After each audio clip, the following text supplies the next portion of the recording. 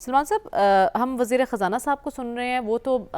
مثبت معاشی اشاریوں کی بات کر رہے ہیں، روپیہ مستحکم ہو گیا ہے، اسٹاک ایکسچینج کے ریکارڈ ٹوٹ رہے ہیں، پھر آئی ایم ایف کے تحفظات کس حد تک درست دکھائی دے رہے ہیں آپ کو؟ دیکھیں، جب آپ سیاسی استحکام کی بات کرتی ہیں تو اس کا مطلب اس کی بنیادی ذمہ داری جو ہے وہ سیاستدانوں پہ آتی ہے،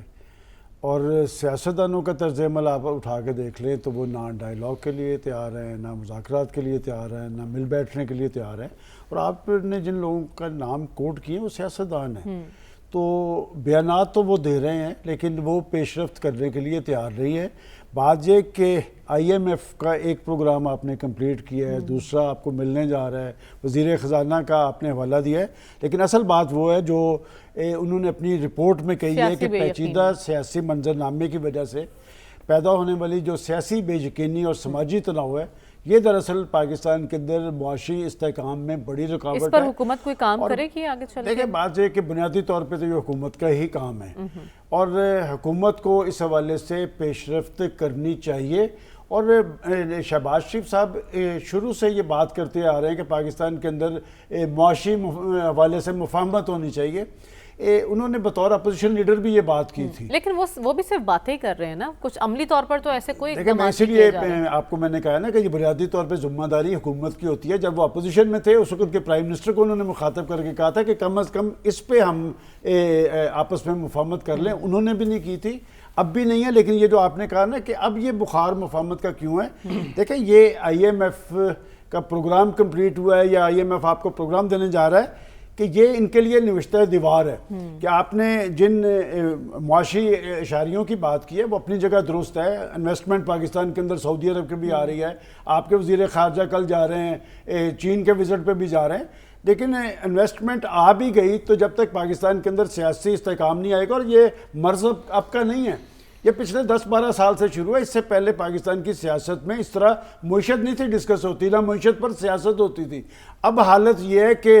پاکستان کی معیشت پر پاکستان سے باہر لیٹر لکھے جاتے ہیں، اسی آئی ایم ایف کو لیٹر لکھا ہے، اور میں سمجھتا ہوں کہ یہ جو انہوں نے ریزرویشن دی ہے یہ اسی لیٹر کے اثرات ہے۔ اور بات یہ کہ جب آپ اپنے معاملات پاکستان کے اندر یا گھر کے اندر بیٹھ کر حل کرنے کی بجائے عالمی مالیاتی اداروں کو کہیں گے، پھر ان کی ڈکٹیشن آپ کو لینی پڑے گی۔ ماضی میں بھی ڈکٹیشن لی گئی ہے، اب بھی ڈکٹیشن لی جا رہی ہے، اور اگر پاکستان کے معاملات جو ہیں، معاشی معاملات، انہوں نے چلانے ہیں یا ان کی ڈکٹیشن پہ چلانے ہیں، تو پھر ان حکومتوں کا کیا جواز ہے؟ بات یہ کہ ان کو اپنے اپنے طرز عمل پہ نظر ثانی کرنی پڑے گی، اور سیاسی استحکام کے بغیر پاکستان نے آگے کی طرف نہیں جانا۔ آپ کو یاد ہوگا کہ میں نے پرسوں بھی جب آپ رانا صاحب کا کہہ رہے تھے کہ رانا صاحب پابندی لگانے کی بات کر رہے ہیں، میں یہاں سے باہر نکلا ہوں تو رانا ثناء اللہ کا مجھے فون آیا، انہوں نے کہا کہ ہم ڈائیلاگ کی بات کر رہے ہیں، لیکن ڈائیلاگ میں وہ بات درست ہے کہ عملاً ڈائیلاگ ہوتے ہیں ایک خاص ماحول میں، کیا وہ ماحول آپ تاریخ کر پائے ہیں یا تاریخ کرنا چاہتے ہیں، اور یہ تاریخ کیے بغیر معاملات آگے کی طرف نہیں چلیں گے۔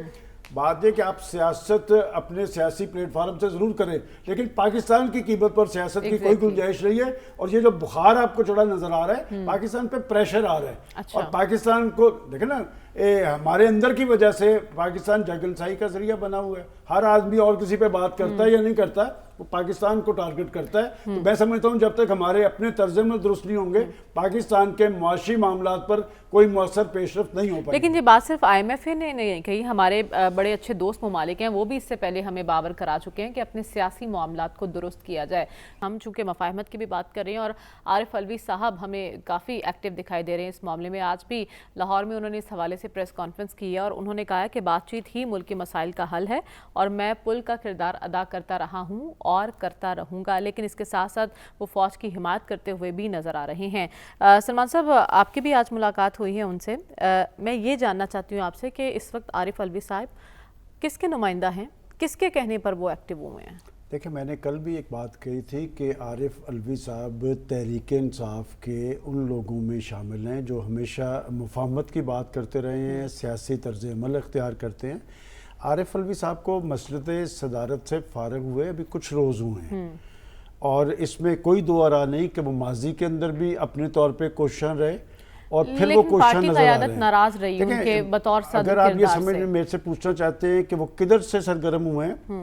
تو وہ پنڈی جیل سے مل کے آئے ہیں اپنے لیڈر کو، اڈیالہ سے، وہ اڈیالہ پنڈی جیل ہی کہلاتی ہے، ہاں، تو وہ پنڈی جیل سے مل کے آئے ہیں اور بالکل انہوں نے ایسے ہی کہا ہے کہ جی فوج میری ہے اور میں نے اسے ہمیشہ ڈیفینڈ کیا ہے، اور جس جگہ پہ ہم بیٹھے تھے انہوں نے کہا کہ یہ اگر دروازہ بند ہو گیا ہے تو میں نے یہ دروازہ نوک کرتے رہنا ہے۔ مطلب یہ کہ وہ بڑے یکسو ہیں کہ ہمیں مفاہمت کی طرف ہی بڑھنا ہے، اور پاکستان جس جگہ پہ پہنچ چکا ہے کہ ایک بات بڑی کلیئر ہے، اب معاملات کسی ایک فرد یا جماعت نہیں، معاملات اس سے اوپر کے ہیں۔ پاکستان معاملات پاکستان کے ہیں، اور ایک بات میں سمجھتا ہوں، میں انہیں کوڈ نہیں کرنا چاہتا، لیکن اس حوالے سے تحریک انصاف کی سنجیدہ لیڈرشپ جو ہے وہ یکسو ہے کہ ہم یہاں تک جو پہنچے ہیں نا،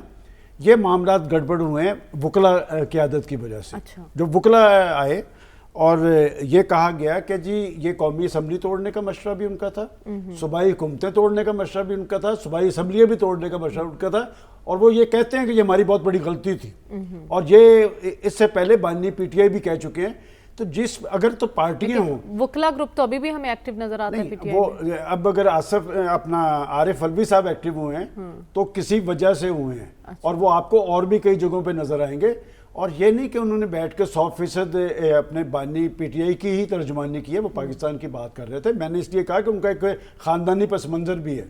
اور وہ کوئی اپنی لمٹ کراس کرنے والے آدمی نہیں ہیں، لیکن بات یہ کہ کیا وہ پی ٹی آئی کو بند گلی سے نکال پائیں گے، یہ بہت امپورٹنٹ ہے۔ وہ کہتے ہیں کہ میں نے دروازہ کھٹکاتے رہنا ہے اور مفاہمت کے علاوہ آپشن نہیں، دروازہ بھی بند ہے جس کو وہ کھٹکھٹا جی، وہ ان کا یہی کہنا ہے، اور جو صورتحال بن گئی ہے اس میں یہ دروازہ انہوں نے خود بند کیا ہے۔ دیکھیں، میں نے تو انہیں پوچھا کہ جی -1 جب پولیٹیکل لیڈرشپ کو کہا جاتا ہے تو آگ لگتی ہے، جب آپ کسی اور ادارے کو -1 کہیں گے تو ادھر کیا آگ نہیں لگے گی، جس کا انہوں نے جواب نہیں دیا۔ میں سمجھتا ہوں کہ وہ ایک مثبت طرز عمل اختیار کیے ہوئے ہیں اور اپنی پارٹی کے ساتھ ہی کھڑے ہیں، لیکن اس سے پہلے ہم نے اس ساری ایکٹیویٹی میں کیا پارٹی کے ایک بات میں ضرور کہوں گا، میں کوئی تنظیمی ذمہ داری نہیں لے رہا، البتہ ان کی ڈیوٹی ضرور لگائی ہے بانی پی ٹی آئی نے، اور وہ آپ سمجھ جائیں کہ کیا دیکھیں نا، بات یہ کہ اگر وہ یہ کہہ رہے ہیں کہ میں نے بند دروازہ کھٹکاتے رہنا ہے تو یہ اچھی بات ہے۔ سلمان صاحب، معاملات کیوں اتنے پیچیدہ ہو گئے؟ اس پر صدر مملکت نے بھی نوٹس لیا ہے، وزیر اعظم نے بھی نوٹس لیا ہے، لیکن ابھی تک کچھ حل کی طرف نہیں جا رہے۔ دیکھیں، آزاد کشمیر کا علاقہ بڑا سینسٹیو ہے، اور یہ جو 2 ایشو ہیں یہ 3-4 روز پہلے کے ایشو نہیں ہیں، یہ پچھلے سال